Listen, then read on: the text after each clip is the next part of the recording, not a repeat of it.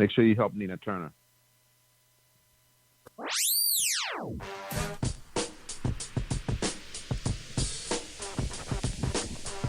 It's time for the shop report with Barbershop Jay.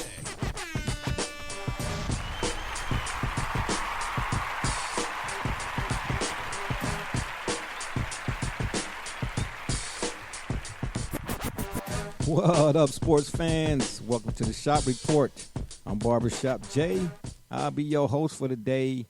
Here's what's happening. I don't know why I didn't have the auto ducking on. Silly me. The number to call if you're up and around, you're out and about, and you want to give us a shout is area code 267-687-0026. Once again, that number to call is area code 267-687-0026. We are live, L-I-V-E, today on the P-Rogram. And as always, the Shop Report, we'd like to remind you, of course, is being powered by none other than Rocket Digital Media. It's the one-stop shop for all your digital marketing needs. You can look them up on Facebook at RDM Detroit. That's at RDM Detroit. Or you can go to their website, rocketdigital.net, ROCKIT digital.net, and tell them the BSJ sent you. Joining us on the P-Rogram today is none other than my cat from the NYC, a.k.a. Rucker Park. Brother Rich, what's happening? I am wonderful. The Browns are 9-4, headed to a possible Super Bowl appearance. Certainly looking better than Dallas. The Canes lost. What could be better?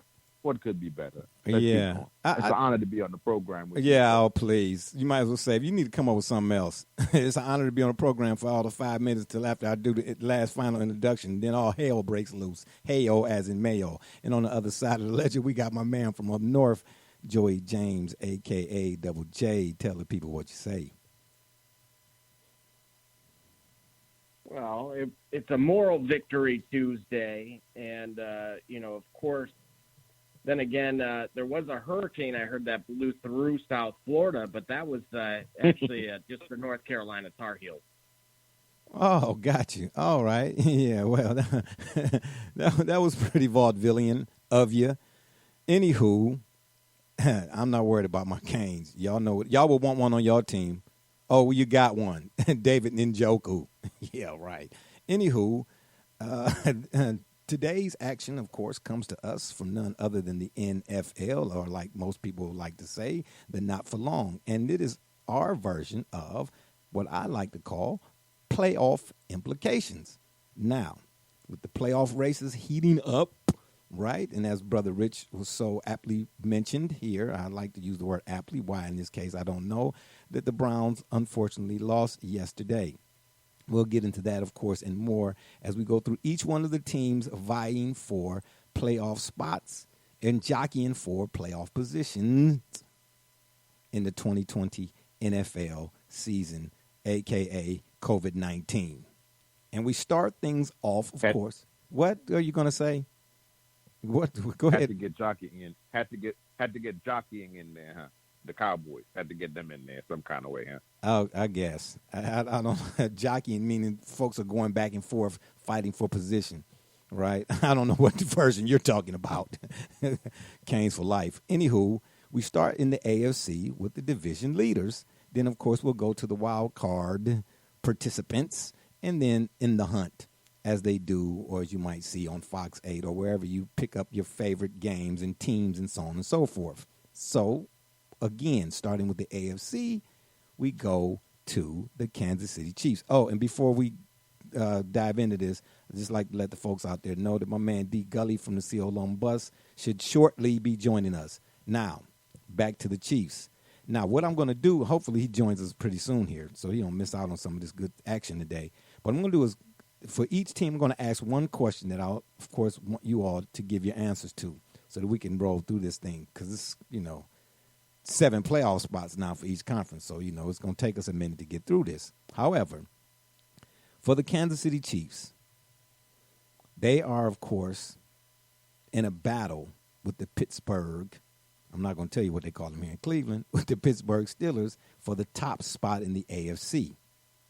And, of course, home field advantage.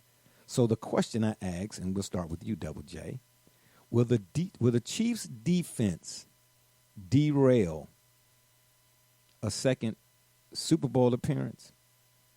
Will it cost them the whole kit and caboodle? I don't. No, I'll shut that down now. It's not as vulnerable as many may appear. Sometimes you're a victim of circumstance based on your offense and its efficiency. So, if, as we all know, Brother Rich and I can conclusively say, despite how you portrayed Patrick Mahomes and Andy Reid's system, if they have the last possession, I would make the case that there's nobody in the NFL that I would prefer to have the ball than him. So defense or lack thereof, that's the guy that you want behind the helm. And again, for the other 15 that we're going to discuss here, they can't make that claim. Okay. Now, keep in mind, though, there was once upon a time, not to the same tune, of course, but there was people saying the same thing about Tom Brady and the New England Patriots with Bill Belichick and, of course, Tom Brady. They were saying, how do you stop that two-headed monster, so on and so forth? And we saw the Giants do it twice. Is there no team in the NFL, East or West or AFC or NFC, who would boast such a front four as did the Giants, being able to, of course, derail, like I just mentioned, the New England Patriots? Oh, and by the way, them same New England Patriots, if I'm not mistaken, were able to do the same thing that was done to them by the Giants for the Rams, who at one point were considered the greatest show on turf. They were putting up, I'm not sure what the Rams were putting up, the league average in terms of points, but my gosh, it was astronomical. Sort of almost like the Buffalo Bills in the mid-'90s, who had 4 Super Bowl appearances and whose offense was probably number one in the NFL all 4 years that they went, and they couldn't win it all. So I'm asking, I guess, what guarantees are there for being such a high-profile or prolific offense? Oh, and Gully, from the CLM bus, D. Gully has joined us. Gully, what's happening? Everything. How you guys doing? I'm ready to get in it. I'm gonna wait for my turn.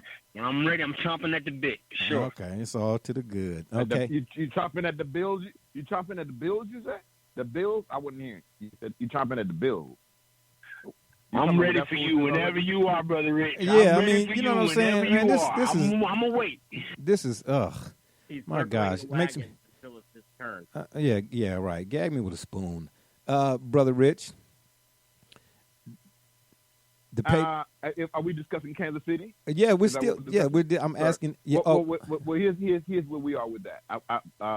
Double J said it.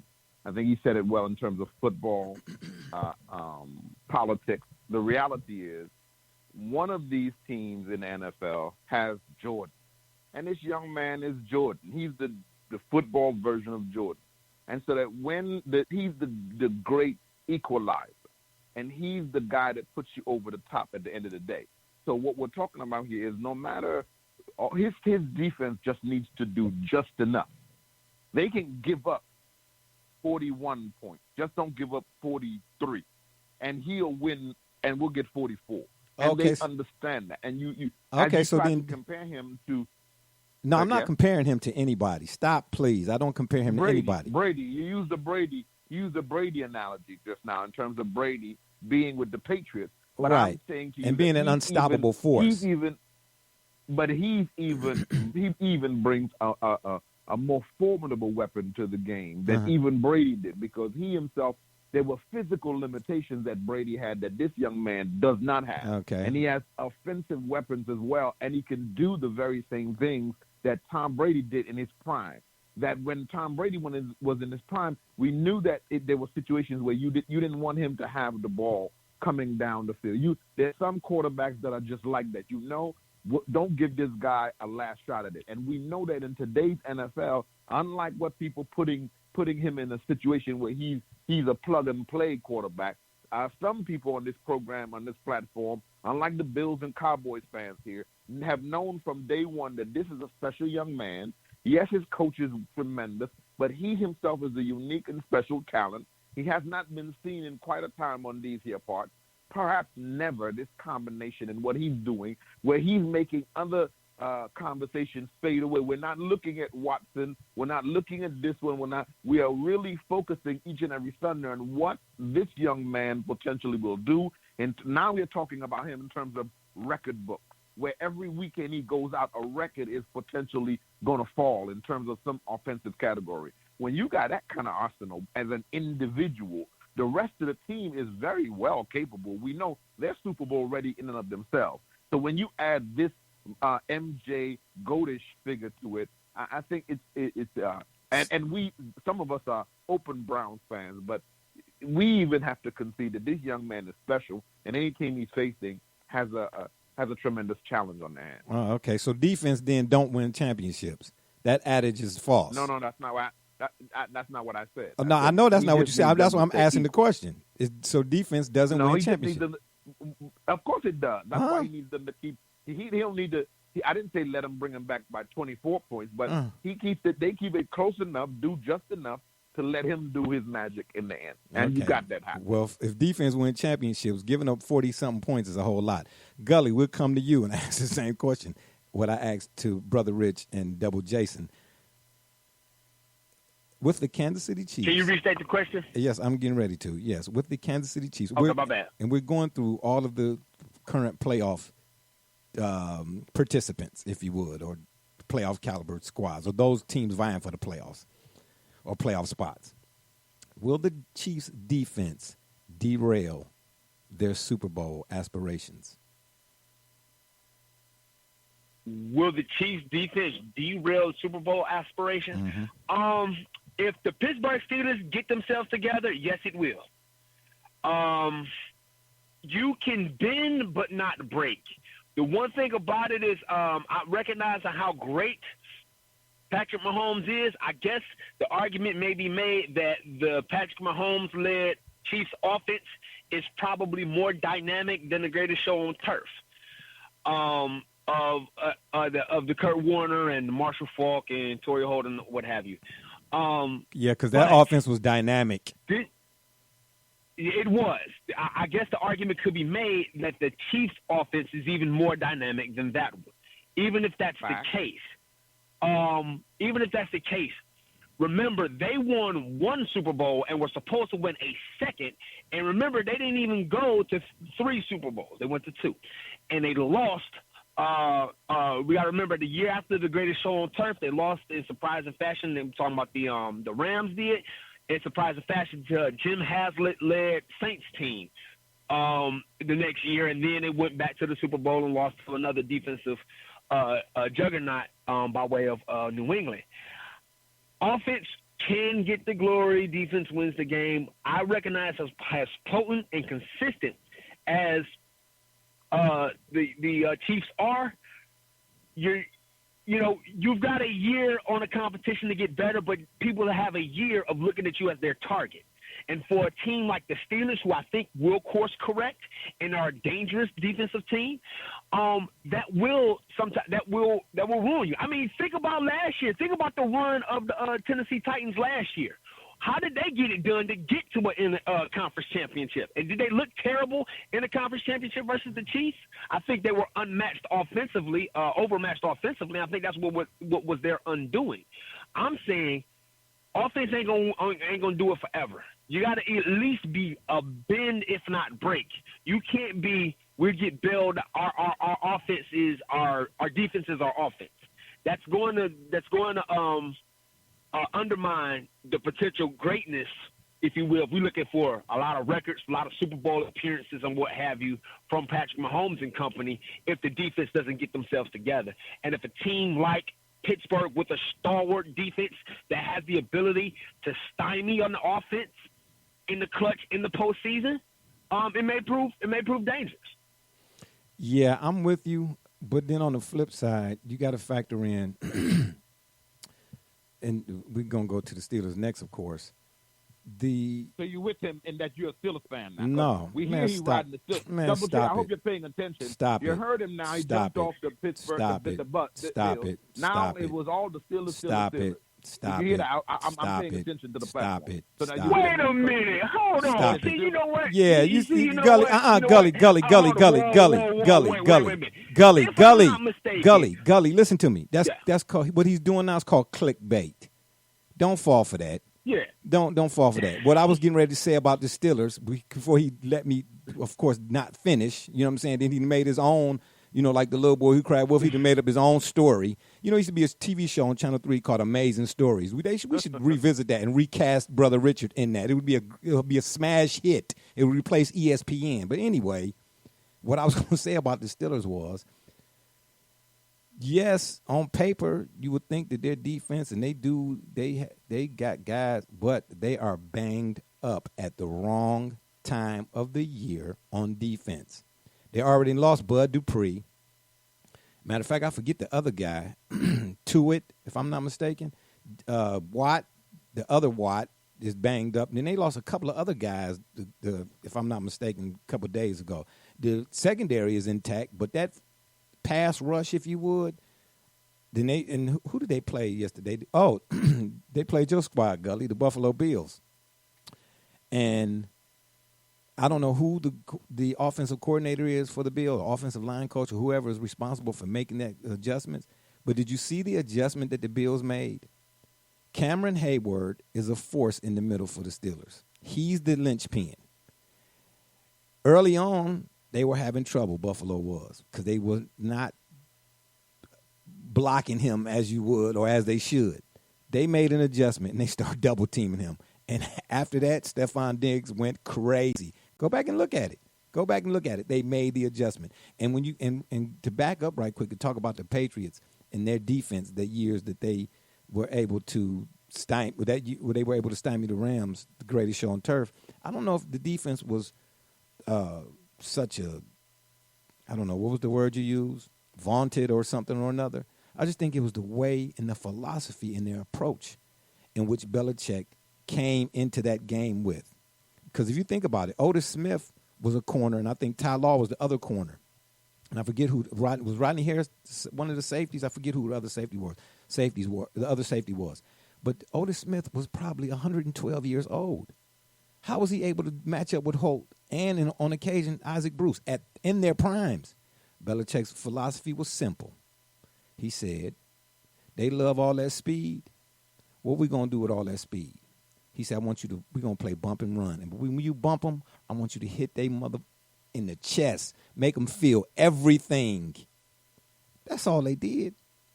That defense, the Patriots defense that year, I don't even think it would stack up to, let's say, a 2000 Ravens or whatever. What year was that the Tampa Bay Buccaneers had Derek Brooks and John Lynch and Warren Sapp, cats that was flying all over the field? By comparisons, if you would, Super Bowl defenses, that particular Patriots defense might be on the bottom of the list, if you would. But again, all they did was get physical with them fast receivers, and that always negates speed. I don't know if the Steelers will have the manpower should they match up with KC in the AFC Championship. I don't think the Steelers' bodies will be there on defense to derail them. I don't. And Big Ben, I mean, my gosh, he looked like he about 317 pounds. He's making mistakes that are uncharacteristic of him. And then the receivers and stuff are dropping. They're playing their worst football. Most teams start to peak at this point in the season if they're playoff caliber. The Steelers seem to me like they're going backwards. Before last night's game, I was telling guys I work with, like, look, man, the Browns beat the Ravens. Now, that's fact. They only one game out of what do you mean it's facts? I said that.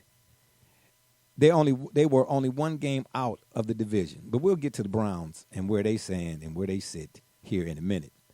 And speaking of the Steelers, of course, the question, and Gully, we'll start with you. The question in regards to the Steelers is, and as I said to Brother Rich and Double J, we're going through each one of the playoff teams, we're going to division leaders, wild card in the hunt, and we're asking one question that each of you all will get a chance to answer in regards to, of course, there's a question. When it comes to the Steelers, why should we trust them, Gully? I mean, they are 11-2, right? We've said on this program on more than one occasion what Bill Parcells has said, right? You are what your record says you are, so, But at 11-2, there's still some questions about whether or not they could be trusted. Why? Why should we trust them? Well, because first of all, there's very few teams that are that have went perfect. I think it was one team that had two teams that went perfect for the regular season. They lost these couple of games, closely played, with the teams that were streaking. The Washington football team was streaking when they met them, and then the previous week when they lost, so they lost the teams that were streaking, and I guess that could be cause for concern. I've never in my lifetime seen a Steelers team that did not course correct. Very few times, I don't think in my lifetime have they missed the playoffs aside from once. So we trust that they will take these bumps and bruises that they have, which are lessons learned, and then get themselves together. Again, they won their first 11 games, and that was no accident. That was no fluke per se, though at the risk of sounding a bit like I'm doubling back on something I mentioned about the Steelers even last week. Point is, they beat everybody. They won the games that were in front of them. They won the games that they played, and you can only play who was on your schedule. And they did that convincingly for 11 weeks. I trust them because I trust their confidence because I've never seen a Steelers team lose their poise ever, and I don't think this would be the year for them to do it. Interesting, Brother Rich. Why should we trust the Pittsburgh Steelers in regards of, or when it comes to these playoffs? Of course, we don't. Some of us don't. Some of us believe that they're overrated this year, and in fact and indeed that some of the games that they have won, they won them because they were the Steelers and they were better prepared. They are a more together team. There's consistency there. There's a history, there. lineage. Yeah, right. Team. Okay. So they got grandfathered in, so to speak. But yeah, they got kind of grandfathered in. But when you looked at them this year, you didn't see or feel the same kind of thing that you felt in years prior, where you felt not. The Steelers are a problem. Okay. And before this, we talked about this. Pull the tape, check the tape. Several programs ago, we discussed whether or not they even felt like they were the same Steelers. And so, yes, we are seeing them now. Yes, can they course correct? Obviously, they can course correct. Will they course correct is another question. And so there are those of us who believe that, no, there's another team that's about to ascend to the throne in the AFC, but we'll get to that in a minute. But right now, we don't believe that the Pittsburgh Steelers are going to do any more damage than they've done. They've had a good regular season, but this is where it starts to unravel for them. Interesting. That was a very interesting take. Double J, why should we trust the Steelers heading into the playoffs? Why should we trust them? Because they played 4 games in 19 days, which is exhausting. It includes travel. It includes the dysfunction of having a schedule rearranged, albeit not in the form of flip-flopping teams, but just the inconsistencies that you would have never seen in any other year within the NFL to date. And if you think of the 150 years of that league, that is kind of astounding to say, even rolling off the tongue. Okay. All right. Wow, I don't believe they're going to be holding the Lombardi Trophy at the end of the day. Where I will give credit where credit is due is that they have fallen. The train is not off the proverbial track. So they have not entirely derailed here. And that's a credit, of course, to Mike Tomlin. But yes, they are, banged up. They're exhausted. And of course, who better to rebound against than the lowly Gully and the Bengals. But first of all, it's Bills. If you want to say don't Second Gully. of all, Gully. That's clickbait. You know Stop. What? Let I'm it go. awake. That's I'm sorry. clickbait. Yeah, I'm that's sorry. clickbait, man. They do this every week. They team up like this. They riding in a drop top in the middle of December. You know what I'm saying? Who does that in Cleveland? Only those two right there. You know what I'm saying? 10-speed and brown shoe. Go ahead. What were you saying, Double J? You know what I'm saying?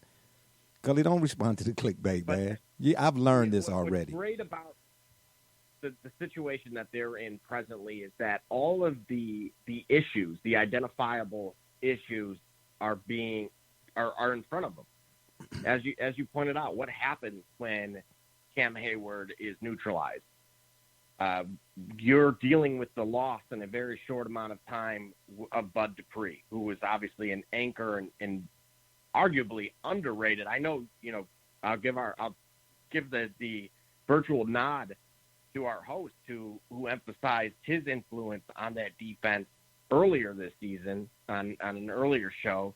But James Conner, it's very interesting, and it was highlighted in this past game. Two key things offensively. Obviously, Roethlisberger's throwing until his arm falls off. But Deontay Johnson, when they took him out of the game and benched him, the Bills went on a 23-0 run. And James Conner, earlier in the season, just the running game, they were trying to see what Ben had with his arm, and they were trying to almost preserve it and slowly integrate him back into the offense. And we saw two really big things here, was the importance of Deontay Johnson actually being able to catch the ball, but more importantly was that they need to essentially relearn what got them there, which was the Pittsburgh Steelers of old, which was the ground and pound and then throwing the ball. They've been doing it in reverse. It has been successful, but as you see, it keeps getting colder. And unfortunately, they are playing in one of those cities where, yes, unfortunately, the elements, no different than Buffalo potentially in the playoff hunt, as we'll get to them in a moment. Yeah. It's going to have an impact. So they have to figure out the run game very, very quickly. Yeah, the Steelers are notorious for running their running backs into the ground, except all, of course, for Le'Veon Bell, which was smart on his part to get up out of there, even though he ain't did much since then. But you go all the way back to Bam Morris and my boy from Notre Dame, Jerome Bettis. They run their running backs straight into the ground, then wonder why they don't work when they really need them. And up next, we have none other than my cat from the Seal on Bus, the Buffalo Bills. Nobody circles the wagons like the Columbus Bills. Gully, I'll start with you. Are the Buffalo Bills, before or after they circle the wagon, take your pick, overrated or underrated? They were who we thought we were. Oh, okay. No one's let them off the hook yet. Okay, gotcha. No one. I think perhaps maybe this is a surprise year. Whatever it is, I'm looking at their schedule. I'm looking at the teams that they've played. I'm looking at the victories and the losses. All right, they got their mouth tore out by the Tennessee Titans. Fair enough, But against teams that they probably shouldn't have performed very well against, they put up 44 over Russell Wilson and the Seahawks. As an example, they've beaten teams like the Steelers, the aforementioned Steelers, who, to your point, Double J, have been playing as arduous a schedule during this pandemic as anybody. But I'm trying to figure out what's overrated about them. I'm trying to figure out what is the trickery. What are we missing from this team that doesn't make them a legitimate contender, at least to make some noise in the playoffs?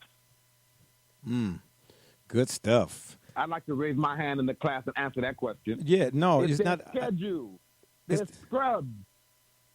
So wait a minute.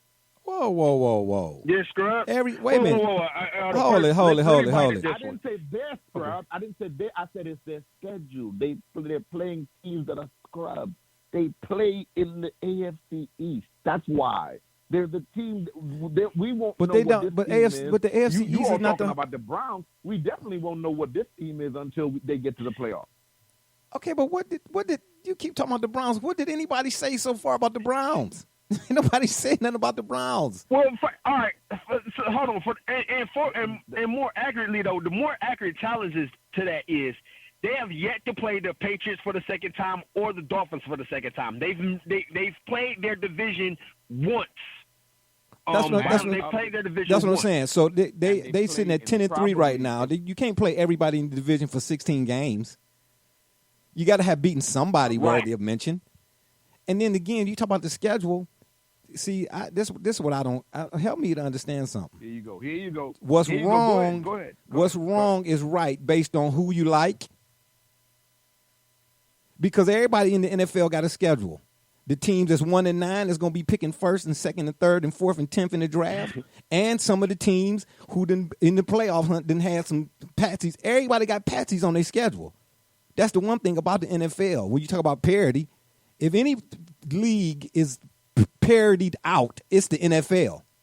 And these teams that are winning, you can't take no more, give no more, or take no less from them for beating who's on their schedule. They didn't make the schedules.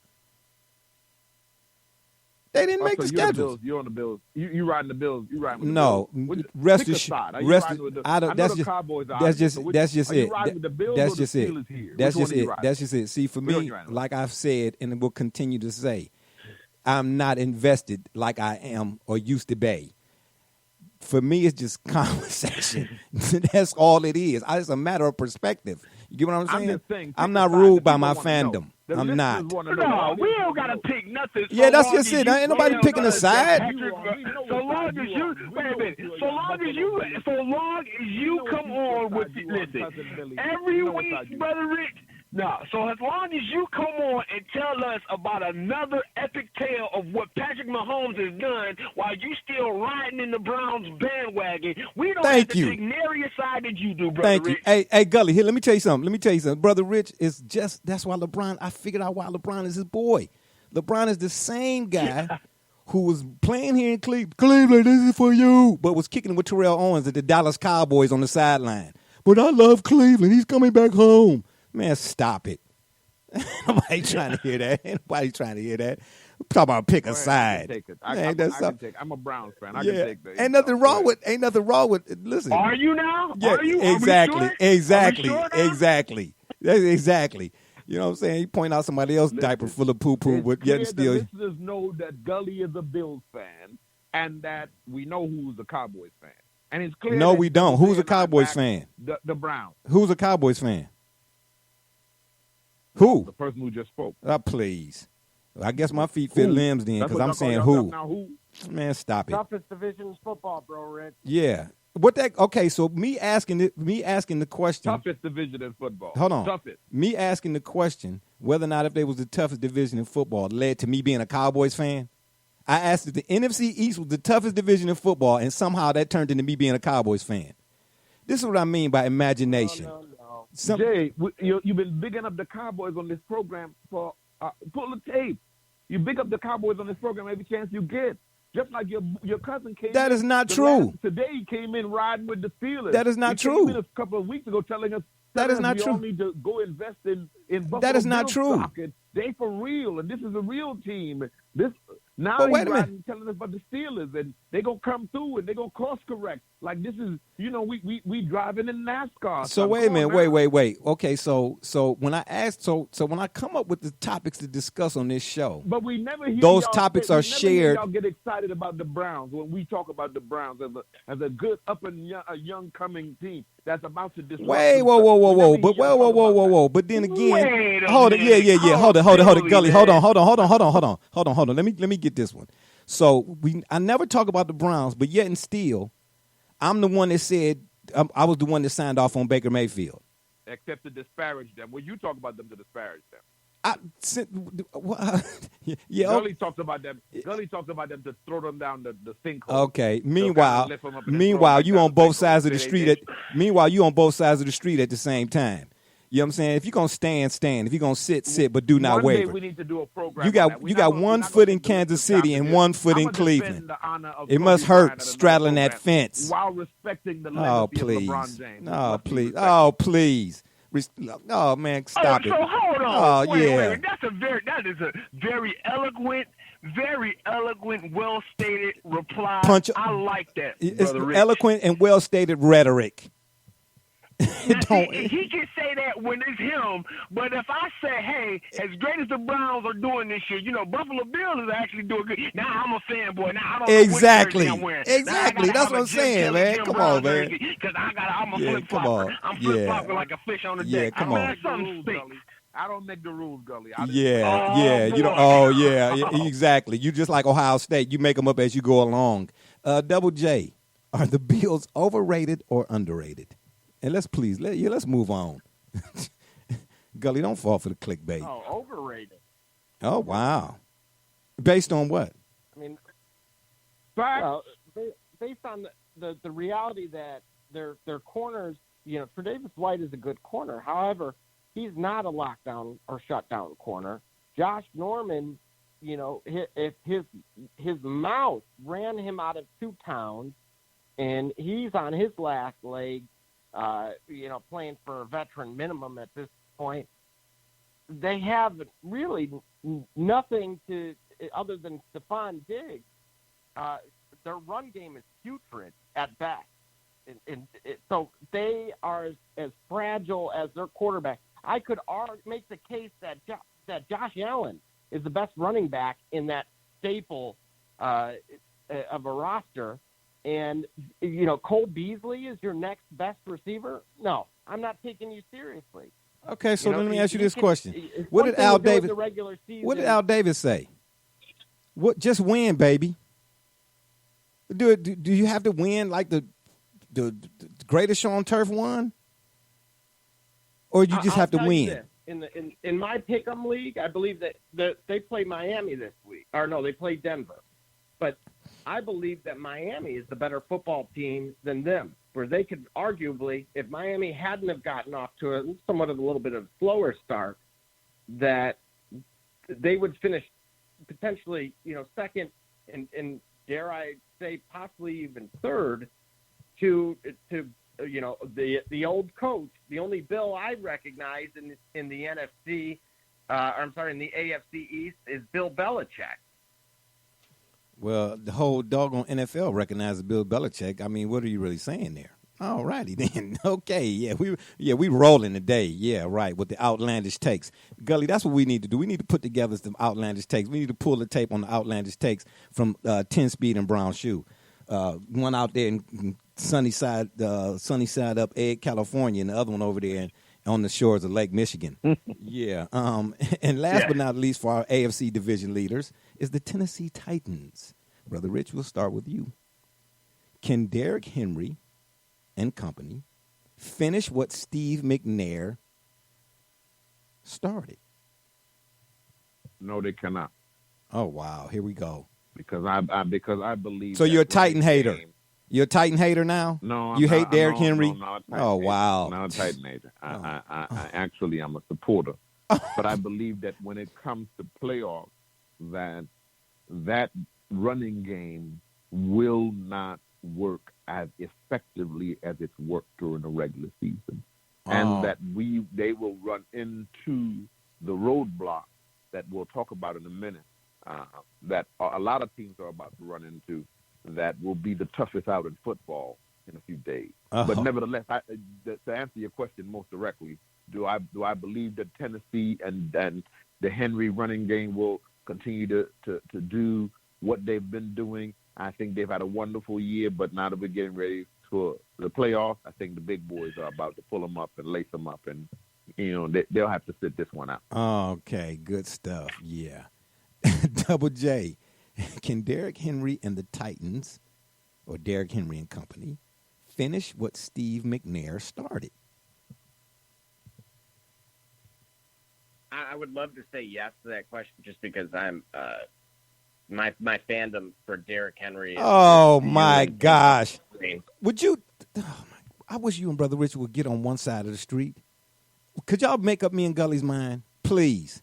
Y'all all over the place right now, but then pointing fingers and talking about who's somebody a fan of or not. But good continue. Yeah, all right. He's on your fantasy team, I bet. Yeah, got you. Well, he is. And he's actually my keeper. Oh, got you. He's hungry Henry. So the team name is the Hungry Henrys. Unfortunately, we did, thanks to Deontay Johnson, hands like the kid from Little Giants. I one of those. If he would have just caught one more of those passes instead of dropping it, I would have advanced. But it is what it is.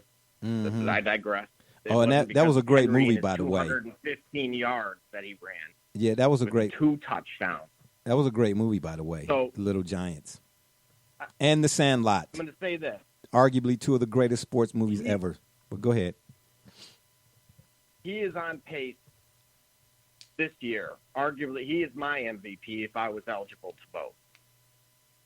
Because first of all, I'm tired. If they want to make it a quarterback thing, and obviously where I stand with Mahomes, who's at over 4,000 yards this year, so on pace to be one of a select company to possibly to hit 5,000 again. I believe Drew Brees is the only one who's done that. Unfortunately, despite how the ground game's effectiveness in, as I mentioned a little earlier, in the element, especially during the postseason, and how it can absolutely kill the clock. Cleveland, the dog pound, showed what happens when Tennessee falls behind and how it takes their star out of the game. And it neutralized their running game without actually physically having to go and stop that freight train known as Derrick Henry. And unfortunately, as you stated a little earlier, our gracious host, defense does win you championships. And unlike Kansas City, Tennessee's is very, very suspect and very, very inconsistent. And so for that, I say no. All righty then. So let me get this straight. Brother Richard is a Titan hater, and you are a Titan fan. Gully, I never thought I'd say this on this program. We're on like at 102 episodes for the first time in as many episodes. I'm flabbergasted that these two don't agree on the same thing. I'm stunned. I can't speak for you, Gully. No, that's not true. Oh, you're a Titan fan. He's on your Henry PPR. Fan. He's your PPR. That's a fantasy league, certain type of fantasy league for all you football fans out there who not really up to speed on the fantasy football. Yeah, he's the PPR. Derrick Henry's the PPR. But I get what you're saying here.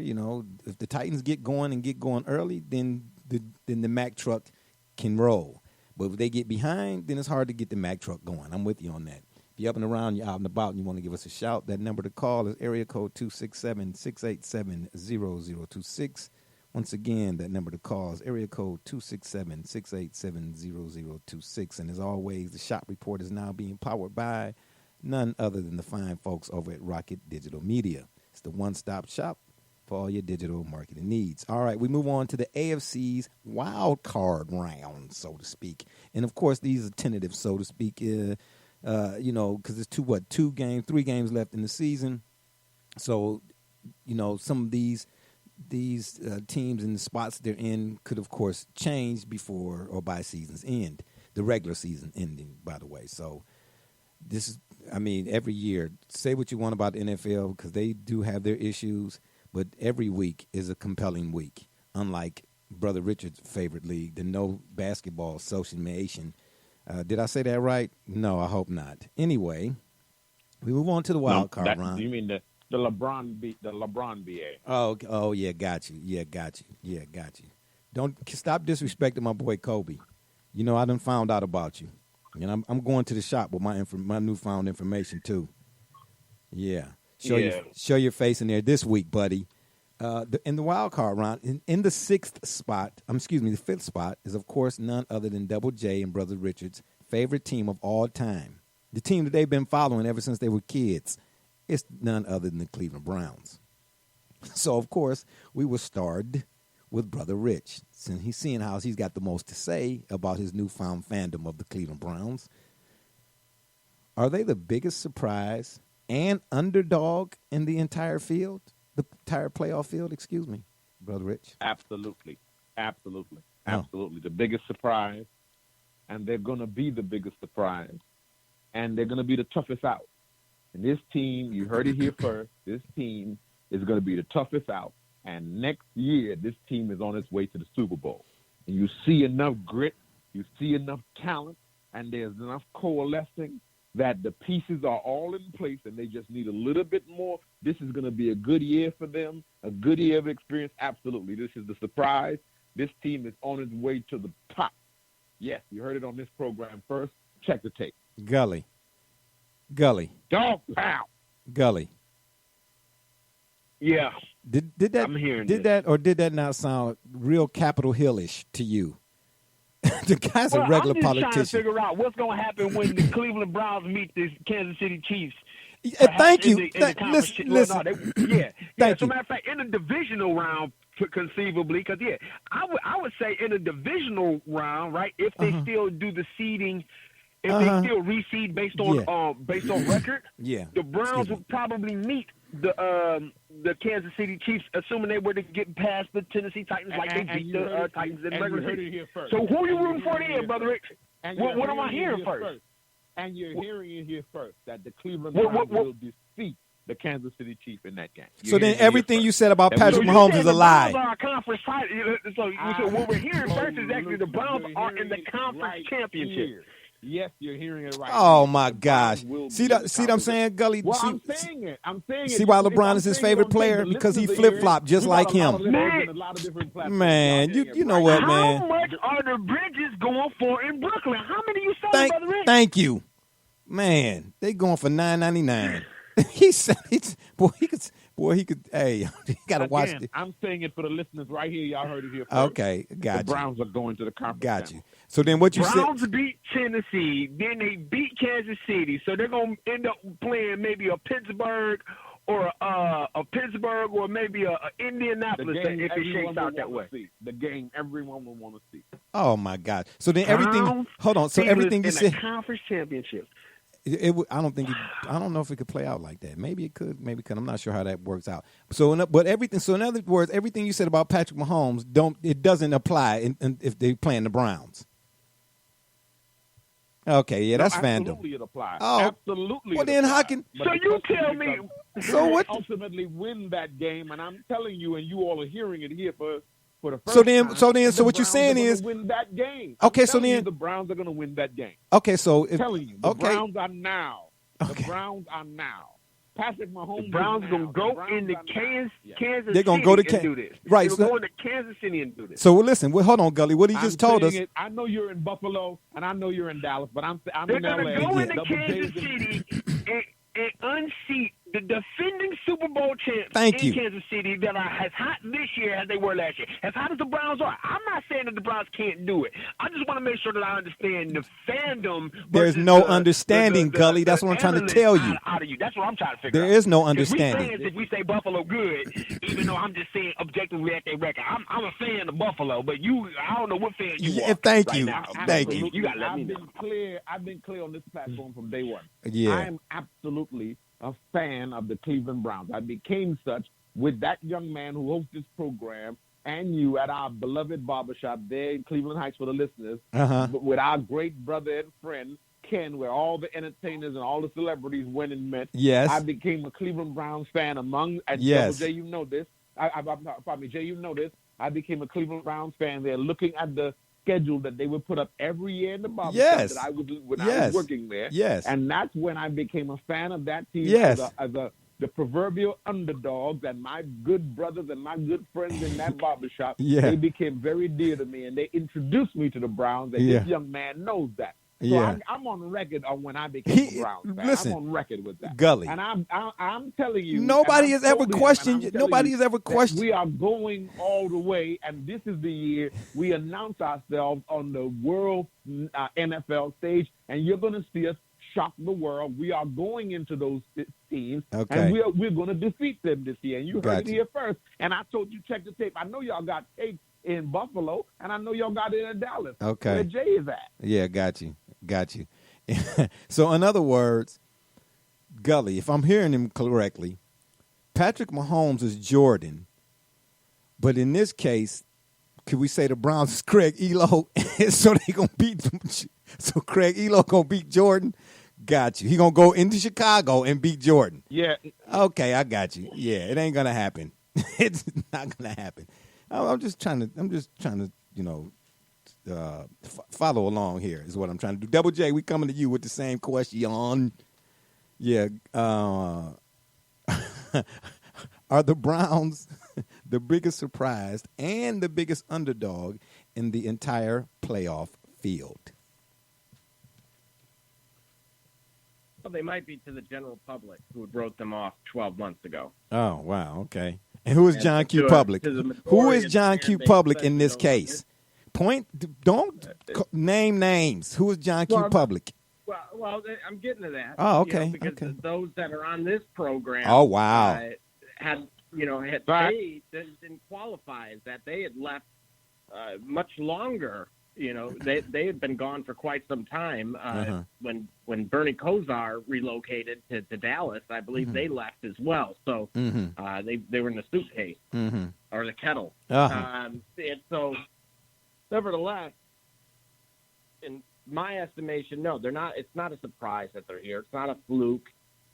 The fact that they're doing it, and you have the emergence of, Higgins, Peoples-Jones.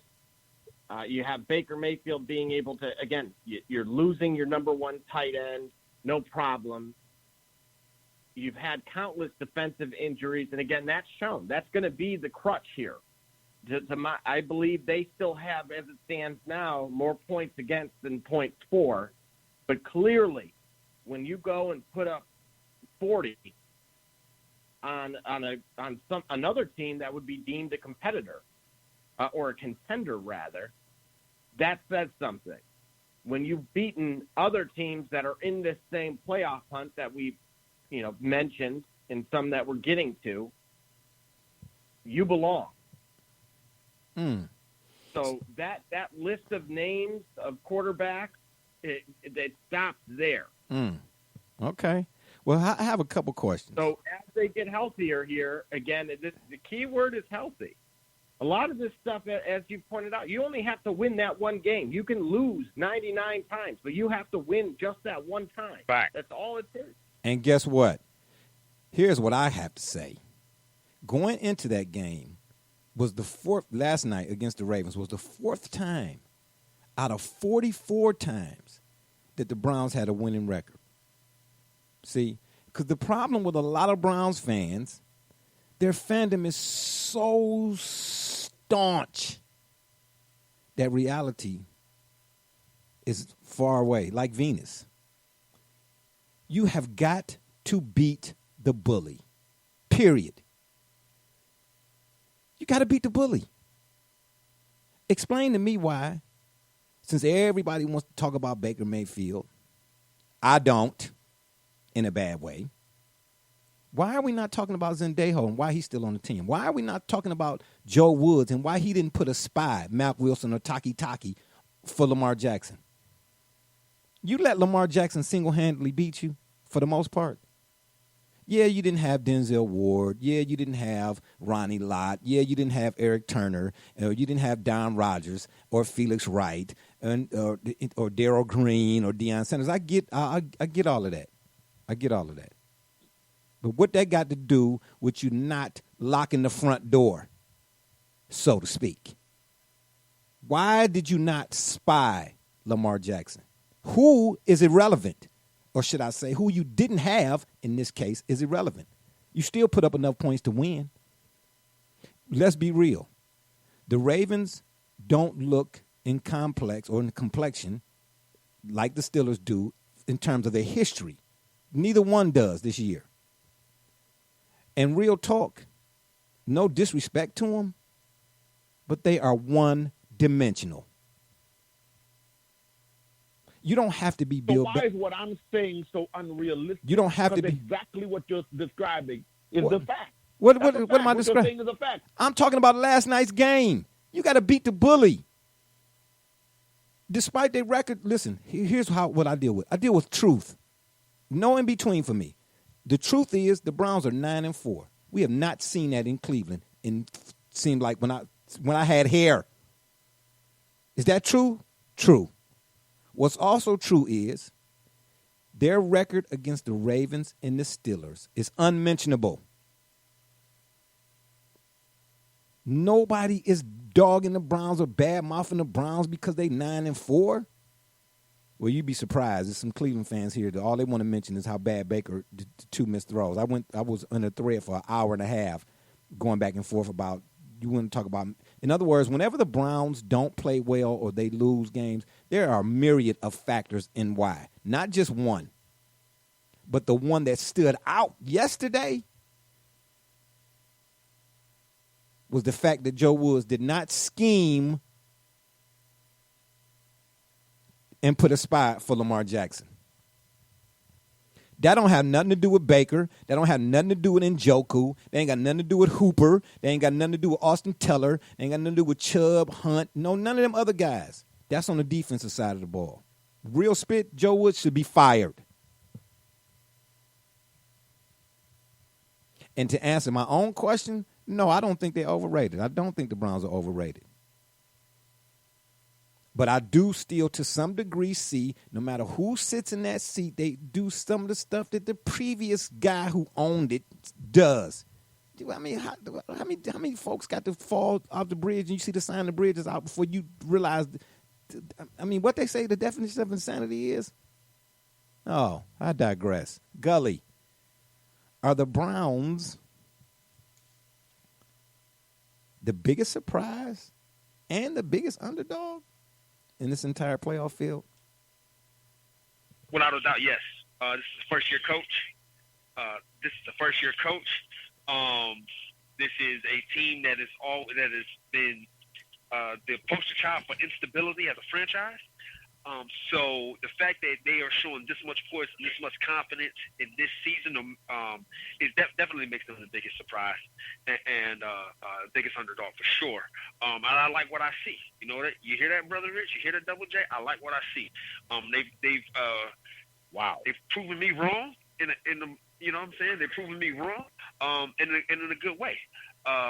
Gully, yeah, this definitely makes them the biggest underdog. Gully, you don't have to prove anything to anybody. Wow. Unless or until. I don't even think you could relive Watch that. out for watch out for a storm coming through that area. Yeah, well, that means Cleveland. And so you say that like it's, It'd be coming from Buffalo if it does. yeah. We all know. That's what I'm talking about. Yeah, it It's won't coming be from Buffalo. Yeah, it won't be coming from California. Y'all can have y'all's earthquakes. We good. Gully, they don't understand, man, the moment that the fumble happened. Watching that game live and the Bynum fumbled. They don't understand. Do they, man? You know what? They don't understand the drive. This is not that team. This is not the same team. This is not about it being the same team. It's not about it being the same team. Let me tell you something. Red Right 88 is in Baltimore. Let me tell you something. No, Red Right 88 is not in Baltimore. Stop it. It's not. Yes, it is. It's That not. team is in Baltimore. It's not. Neither is Bill Belichick. Franchise went to Oh, Baltimore. please. Yeah. No, it's not. It's the year Brian Sipe won NFL MVP, 1980. Cardiac Kids. Cut it out. All I'm saying to you is it's not about whether it's this team is that team. It's about the pain that is forever etched in your soul, having witnessed the four most significant moments in Cleveland sports lore in our lifetime. The drive, the shot, the fumble, and Red Right 88. To this day on NFL films, when they rehash and go back and revisit, they show them clips first. I'm tired of seeing John Elway. Even in the booth, I'm tired of seeing John Elway. But some of y'all love seeing Tony Romo. Excuse me. And up next, we have the Indianapolis Colts. Double J. The Colts smashed the Raiders. Surprisingly, I will say. But the Browns lost to the Raiders. Help me out. Are the Colts the most overlooked team in the playoff field? Most overlooked? Yeah. Oh. And the reason is they're the most boring team in the field. Wait a Their minute. defense is what carries them. Ah. Phillip Rivers is a shell of himself. Yeah, but T.Y. Hilton. but to his credit, Phillip is playing a little bit better now. He's playing a little bit better. He's still not. He's not Rivers to Gate, or to Keenan Allen. That I'm not going to go as far as to say that it didn't work, because it's working, but at the same time, the anchor to that team is their defense, and thankfully for that, they are going to be in every single game that they play in, and unfortunately that can also mean you can lose to a team like Jacksonville, and then, as you pointed out, beat some very real contenders, including Green Bay. Yeah, that was really, really surprising. Brother Rich, are the Indianapolis Colts the most overlooked team, in your estimation, in this entire playoff field? I don't think that they're overlooked. I think that the Browns are overlooked, but I don't think that the Indianapolis Colts are overlooked. I think that they are overperforming, but I don't know if they're overlooked. That's a good way to put that. Okay. Yeah, they're overperforming, but I don't know that they're overlooked, because people have had an eye on them quite some time. Remember, the idea was the young man left a lot of talent there, and so whether or not somebody could come in and take that talent and do something with it, and we see that's exactly what's happening. So they may be overperforming better than anyone thought they would be, but I don't know if they're overlooked, because people have been looking at them for quite some time. Yeah, that's interesting that you would put that, because they were getting mentioned earlier in the season because of what Double J mentioned, because of their defense. Fact. And then Phillip Rivers was expected to go over there, actually, and do to some degree what he's doing now, even though it didn't start out that way. I'm still not sold on him, though. Just something about him. And I mean, if you look at his statistics, if you looked only at his statistics, you'd be voting Hall of Fame right out the gate. But if you peel that onion back and you get to looking at the complexion of some of the games he's been in, in seasons, you ask yourself, why is it, especially when he was with the Chargers, they either started off fast and faded late, or started off slow and then it was too late later on when they started playing well to really make any noise in terms of the playoffs. I don't know.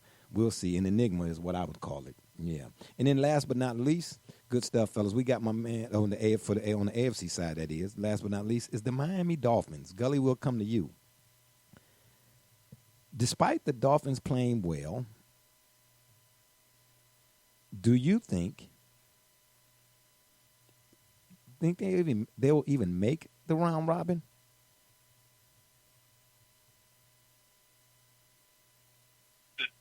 Yes. Do I think if the Dolphins will make it to the playoffs? Yeah.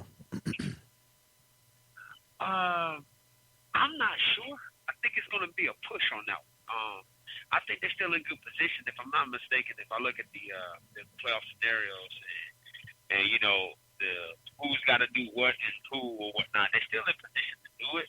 But for them getting there, I'm not certain that they'd be quite the disruption that, dare I say, even Cleveland would be if they got there. So for them getting there would be a good thing. But I'm not certain them making the playoffs is going to be noteworthy, because I don't know that they do a lot of damage there. So yeah, Brother Richard is saying, wow. What he fails to realize is we're getting a lot of pop tonight from these two. Double J, the bandwagon. I told you it was going to get heavy. No, please. I'm not on nobody's bandwagon. Not even the Browns. Not even the Miami Hurricanes. Man, please, bandwagon. I sit at home with my bunny slippers on, eating me a pint of Haagen-Dazs. Bandwagon. Nobody got time to be riding out in the cold with y'all. Please, I got physical ailments. You know what I'm saying? Yeah. I'd gladly take a gallon of Icy Hot over being on the bandwagon. Rush it. Oh my, what the whatever the one Shaq be promoting, icy pain, hot, whatever they call it. Yeah, exactly. That's exactly what I'll be doing. And the reason why I asked the question about the Dolphins though is because after last night's win, the Ravens and Raiders are still in the mix. They're on the outside looking in, but I don't know, man. With the Bills winning, leading the division in the AFC East. I'm not even sure that the Ravens. Well, the Ravens could make some noise. They right there with Miami, if you ask me. And I could see 2 teams from the AFC or 3 teams from the AFC North getting in as opposed to 2 teams from the AFC East. But we shall see. If you're up and around, you're out and about, and you want to give us a shout, that number to call is area code 267-687-0026. Once again, that number to call, area code 267-687-0026. And as always, the Shop Report is now being powered by none other than the fine folks over at Rocket Digital Media. It's the one-stop shop for all your digital marketing needs. Now we've moved things over or slide on over to the NFC side of the playoff picture. That's what I should have called it, the playoff picture. And, of course, we start with, as we did with the AFC, the division leaders. And, of course, number 1 is none other than my dude, RB. I know he might be listening. He was waiting on this one. The Green Bay Packers. And the question there is, Double J, we'll start with you. Will Aaron Rodgers win an MVP and a Super Bowl to go along with it this time? Because we all know, I think, what was it, 2015? He won MVP. The Packers were, 15-1? And he lost to the Giants, I do believe. I might have the year wrong, but I know the scenario is correct. Well, that's only going to happen in RB's dreams here. So, unfortunately, the reality of it is they had a better team last year. The defense is atrocious. They go, of course, they can make a run with Rodgers, but unfortunately, him and Aaron Jones and Devontae Adams aren't enough to hoist the Lombardi Trophy. He's got a better shot of just getting the individual accolade. But as far as the team game, not happening. Brother Rich, will Aaron Rodgers win an MVP and a Super Bowl to go along with it this time? Because, again, in 2015, I believe, Gully, if you could do me a favor and look that up. MVP, no Super Bowl. MVP. I believe he gets the MVP. But no Super Bowl. Because in no Super Bowl, because he could also be considered the comeback player of the year because they drafted someone to replace him. Apparently, as heir apparent, he took some umbrage at that. Apparently, there was some scuttlebutt between whether or not him and his coach would get along, about to be put out to pasture in the like of and manner of which people talked about Brady in some ways. And lo and behold, he came in and had a monster year. Team is doing wonderful. He's back to his old self, telling them that and showing himself and proving himself again to be the consummate professional and superstar he's always been. So you see, no, absolutely, I think he gets the MVP, but the team is just not good enough to get a Super Bowl. And speaking of that comeback player of the year, any other year, I mean, it's toss up. You could say who this guy or that guy. It wouldn't make no difference to me. But this year it's Alex Smith, and nobody's close. If you go and look at Alex Smith's leg when it was in a bracket with screws and rods all in it to what he's doing now, and we're going to get to the Washington football team, what he's doing for that team, Alex Smith, and it is comeback player of the year, and it's not even close. Sorry, not sorry. Alex Smith all day, every day. To Double J's point, if I had a vote, I'd vote for Alex Smith comeback player of the year 10 times. Yeah, and I only had one vote. I'd find a way to get in there and vote 9 more times. I would. Darn right I would. Gully, will Aaron Rodgers with the Packers win another MVP, I should say, and a Super Bowl to go along with it this time? Because he failed to do so first time. You said, well, Brett. Brett Rodgers. Yeah. Aaron Favre. Okay. So the Percocet kid. all those years ago, seeing that the twilight of your career is on the horizon, you see the vigor. I mean, because it sounds like it's foreshadowing. I mean, this is exactly what we saw from Brett Favre in his last couple years as a Green Bay Packer, when I think he reached the conference championship with the Pack in 2008. When Aaron Rodgers was sitting on the bench waiting his time. So I see he learned a lot from Brett Favre, and he knows what that feeling is like. That being said, for him to win the MVP, it's not a surprise for me. Am I rooting for it? I don't know. I don't know. I wouldn't mind it. I wouldn't be offended. I don't think anybody would be robbed if it was somebody other than if Aaron Rodgers got it. I don't think anybody would be robbed. Will that mean a Super Bowl victory? I don't know. That's going to be very, very hard. It's hard for me to say because I still think that in the playoff time, I still think that the guys in Washington State, Seattle, I think they've got a lot to say about Aaron Rodgers perhaps going to a Super Bowl again. So, yeah, a lot of people. I think MVP, yeah. Super Bowl, not so sure. Yeah, a lot of people have said that about the Seahawks maybe doing battle with them at some point in the playoffs. I don't know. We'll see. They've had some interesting matchups regardless anytime those two get together. But I'm going to be straight up with you. As far as MVP goes, it's got to be Patrick Mahomes. At this point, it's got to be. Because that defense is the Chiefs' defense. Yeah, I get it. You only need one stop. You ain't got to be – nobody's saying that the Chiefs' defense got to be the Ravens of 2000, as I mentioned earlier on in the P-program. But that defense, man, you got to cross your fingers anytime because they liable to give up 50. And for that guy to have to keep trotting back out there to keep outscoring the next guy, that's a lot to do for 16 games in the regular season and then through a playoff round robin and then to a Super Bowl and then win it again. Because he really kind of had to do that last year when they won the Super Bowl. So they had to come back because they were down to the 49ers, if I'm not mistaken. So, and they had to come back in that one. So the comeback kid, yeah, he should be the MVP. Aaron Rodgers is So maybe he ain't plug and play after all. Who ain't plug and play? Who? So maybe he's not plug and play after all. Who's not plug and play? Patrick Mahomes. And nobody said he was a plug and play in the begin. Yeah, this is what I'm talking about right here. Lay off the Fruit Loops, man.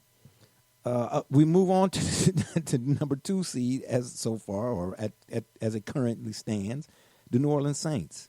Brother Rich, we'll start with you. Seeing how you keep raising your hand, don't get nobody else a chance to answer. Is it Drew Brees? Always dangerous. Always now you're Darkwing Duck too. Okay, I got you. All right. Oh, here you go. I'm just saying. Oh, hey, don't knock Darkwing, man. Are you serious? They can try to do a remake of that. What? Man, please, I'll watch Darkwing Duck over anything they got on TV nowadays. Believe that. That's a classic. Yeah, better that than SpongeBob. Anyway, is it Drew Brees or bust for these New Orleans Saints? We've been watching Taysom Hill, and he's a great utility guy, but I don't think he's an every down guy. And why ain't Jameis getting no run? But anyway, that's a question for another day. Is it for the Saints this year in the playoffs, NFC, Brees or bust? Brother Rich? Without a doubt. And here's where I think we go bust, because the last report I heard, and I don't know how accurate this was, perhaps you have something that backs this up or corrects this. That would be Double J or Gully. Several broken ribs. Not just one. That there were several broken ribs involved here, and that he was being cautiously optimistic that he could come back this year. And I don't know how he's able to come back and play playoff football, flak jacket or not, with several. So it's not like they can kind of put more padding here and protect him here. You got several ribs, so you're talking about his ability to breathe. So I don't know whether or not we even see him. And if we see him, what capacity is he in, and what are we asking him to do? And is he able to do it he's also later in his career as well. So, no, I think it's definitely, to answer your question more directly, it's definitely that or not. Yeah, I think so, too. Because you talking about broken ribs, man, my goodness. All it take, then that's a good point, too. No matter how much padding you put on it, all it would take is for one of them defensive linemen to hit him just right and land on him. That could be it. And that could be one play, in the first quarter or the last play in the fourth quarter. You get what I'm trying to tell you? So, yeah, that's real iffy. Gully, for the New Orleans Saints, is it breeze or bust? Yeah, playoff time is going to tell the tale. And I think when it does, this remarkable story of the New Orleans Saints. See, look at me. Seattle is always on my mind in the NFC. But yeah, I don't know that it's gonna hold up. Were they to somehow make it to the Super Bowl, I fully would expect and anticipate Drew Brees to make some effort to be in that game, and actually strategically would work out well because he's a guy I don't think you have to trust. You can trust to be prepared for a game like that, and and then the inevitable, I guess, reserves would be prepared and game ready. So that way, if something were to happen to him, they would be just as fine. But I don't think we're going to get that far. I think it might be, playoff time is going to tell the tale for them, and I think it might be over for them by the time that happens. Yeah, I think so too. I think the Saints are, what goes up at some point must come down. They haven't had the run with the hardware to show for it like the Patriots.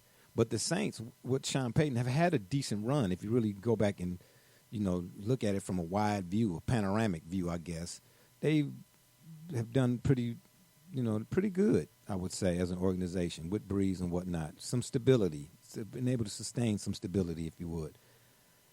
But I'm with you. I don't trust it this year. I think this, whatever the Saints were, is, the mystique or however you want to put that. I think it's somewhat coming to the tail end. We on the downside of whatever the Saints are. Double J, for those New Orleans Saints down there in the bayou, is it breeze or bust? I'm going to go bust, but I'm going to actually say that the decision, not that happens this week. I think the team is going to just rotate them out there. The decision is going to come on I believe, Christmas, or right around there. So not this upcoming week, but 2 weeks from now when they're playing another team that we likely will cover this evening in Minnesota to determine where they stand. Because keep in mind here, if Tampa wins out and they were to arguably lose out, the division is in jeopardy still. So we may find out in 2 weeks where things stand, and certainly going in that last game against Carolina, they'll have nothing to play for as far as the Panthers go, but of course the Saints may have everything to play for. And so it'll be very, very interesting over these next few weeks to see how much the sense of urgency gets increased based on where they're at within those same standings. Yeah, I'm with you on that. And we're going to talk about Tampa Bay here in a few. I got a few more teams to get to before them. But you brought up an interesting point, and I'll mention it once we get to the Bucs. But up next is the Rams. And we'll start with Brother Rich, seeing how he's out there in COVID-19 California. You know what I mean? The sunny side up out there, and the smog is thick, I'm sure, and the traffic is bumper to bumper. You know what I'm saying? At 12 in the afternoon on the 6-lane highway. I forget what it's called, the Pasadena Express. I don't know what y'all call it. Y'all probably ain't got no HOV lanes out there. Is golf being asked to do too much? Absolutely. A team that is only going to do but so much. Not a lot of vestiture there with that team. Not a lot of fan support. Not as of yet. They haven't kind of picked up momentum yet. And so just kind of getting the team together. Yes, he's being asked to do too much. That is the general consensus of the fan base. Do you think people are not sure what management is where they're what they're doing? Do you think the loss? You think Gurley even sure about golf? Yeah, I know, but people. That's what I'm saying. Do you think people are not sure about golf because the Rams got rid of Gurley? Absolutely, because they got rid of Gurley. Absolutely. The thought is that they're going to do a rebuild. Oh, but wow. There's not enough. Absolutely, the thought is that they're going to do a rebuild. Yeah, absolutely. But you got to do something because you just built that $752 trillion stadium. Absolutely, you better do something. And them folks out in California, I lived out there. They do not play. Their sports teams not winning. And kudos, shout out to USC, who on the college football side. I was listening to. Right. I forget was it Freddie Fitzsimmons? One of the guys from Sirius. I was listening to a show, and they were, Paul Feinbaum, actually, I heard him say it too. They were pitching a scenario in which USC might somehow or another can get into the college football playoff. Unbelievable. But you know them Trojans, man, they got a storied history. When they good, they good. Yeah, unbelievable. Yeah. Talk about the college football playoff. It's all a farce. How is it possible Ohio State can escape playing a game? Oh, don't even get me started. Again, by virtue of them not playing the game, just like years ago when this thing started, when Penn State somehow actually did worse for themselves by actually winning the Big Ten title. Yes. And then which somehow forfeited their ability to get to the playoff. But never mind. Yeah. I digress. Man, sorry, more clickbait. Man, you do not understand. I've been going back and forth with. See, listen, I don't have a problem with you, whoever it is. If you like who you like, that's fine. But just like we was talking to a guy that we used to talk to on this program years ago, and the subject, of course, was one, not to necessarily bring him up, we did it already a few times. The subject was one LeBron James. When he was here, this dude in question was loving him. All right, that's fine. That's who you like, so be it. When he left here and went to Miami, the same dude was killing him. Oh, he ain't this. Then it was announced that he was coming back to Cleveland. Oh, he was. I said, so wait a minute, man. Wait a minute. So he ain't who he is or who you say he is that he ain't. You see where I'm going with this? All because of what jersey he put on? Man, stop it. Man, cut it out. I'm telling Ohio State fans the same thing. Don't even sit there and try to justify Ohio State being in because you're a fan of Ohio State. I'm a fan of the sport first, more so than I am the Miami Hurricanes. Let me repeat that because some folks listen to this program that I've been going back and forth with all week long about Ohio State and them getting in. Man, don't tell me the truth ain't the truth because or a lie is the truth because that's your favorite team. I ain't going for that. Go talk to somebody at the water cooler about that. I don't do that. You see what I'm saying? I'm a fan of the sport first, and I think that it's from a philosophical standpoint, regardless of the sport, there's a certain approach that you must take, just like if you watch the movie Moneyball. And I'm so glad I have forgotten all about it. And we'll discuss it, definitely. It pertains in particular to analytics.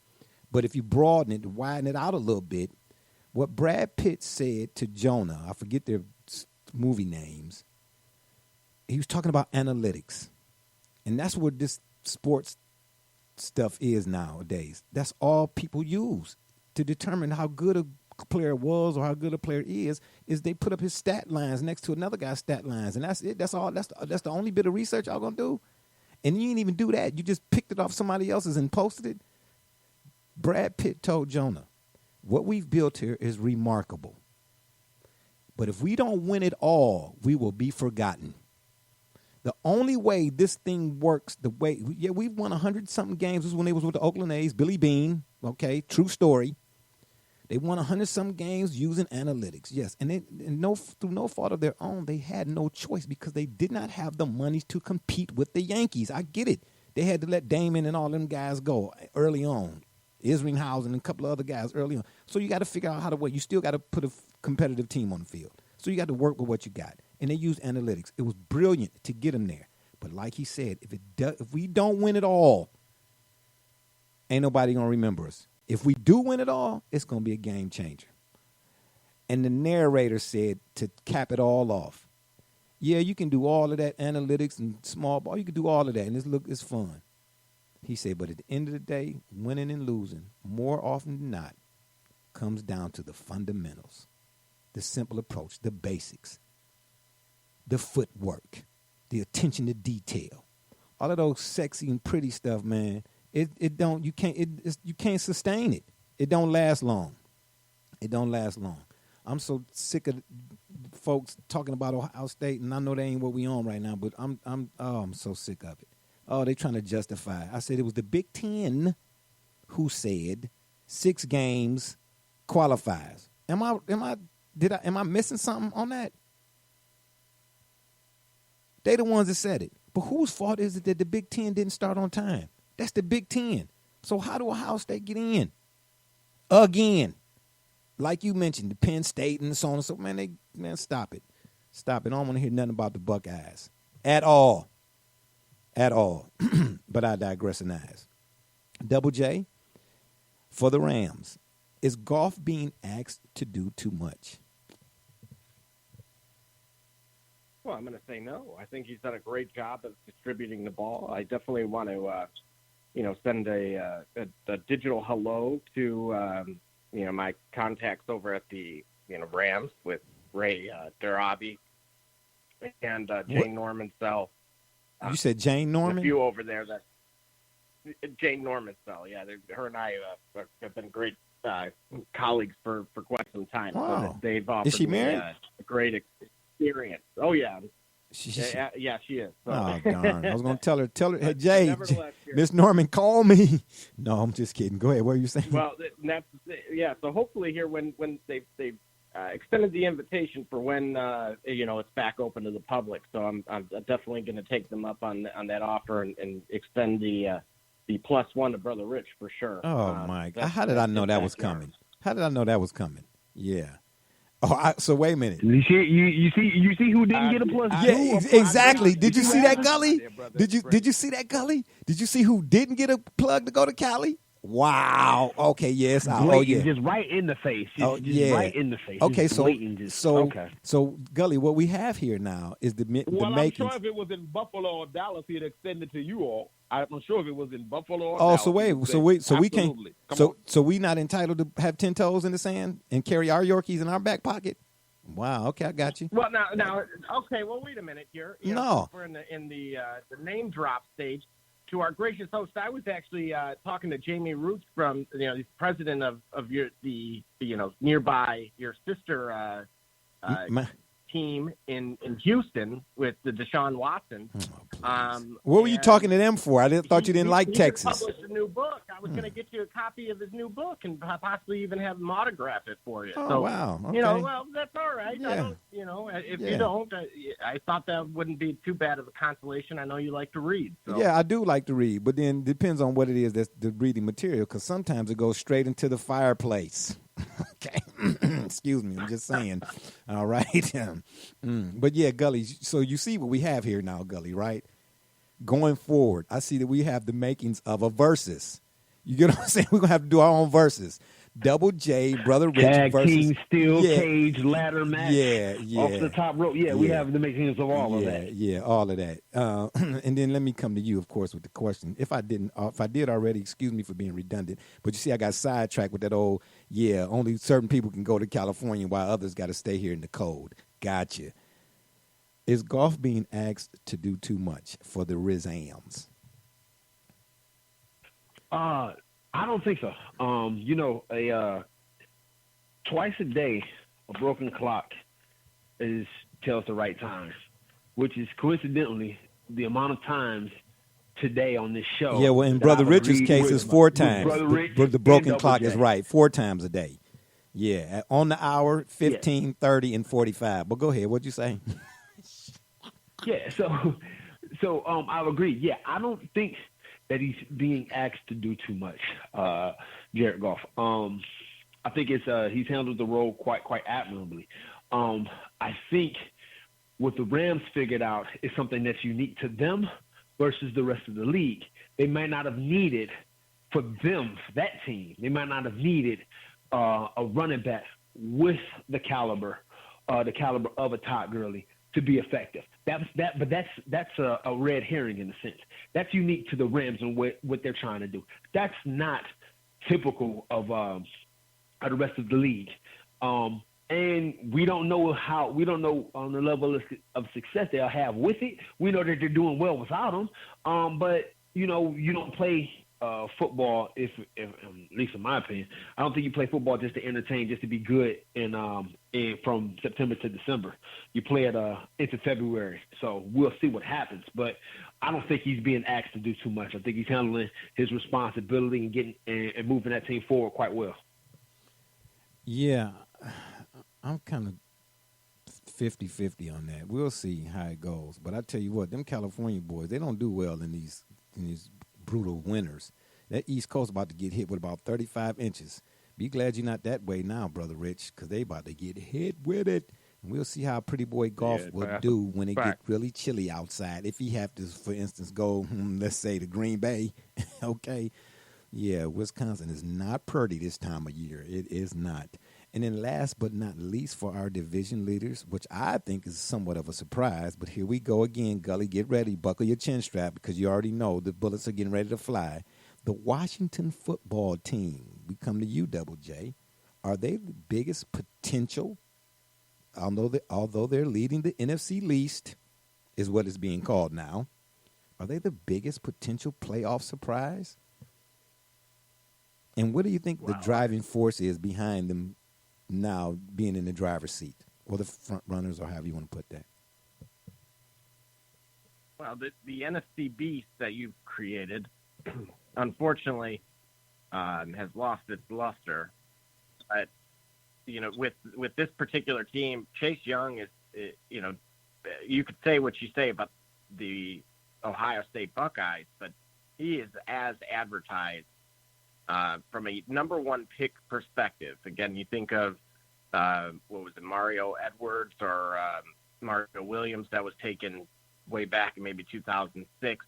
So only, it's a rarity that it happens, but generally speaking, he's everything we thought Jadeveon Clowney would be, and he's been able to that just shows how superhuman he is to get thrown in day one and play at an all-pro level.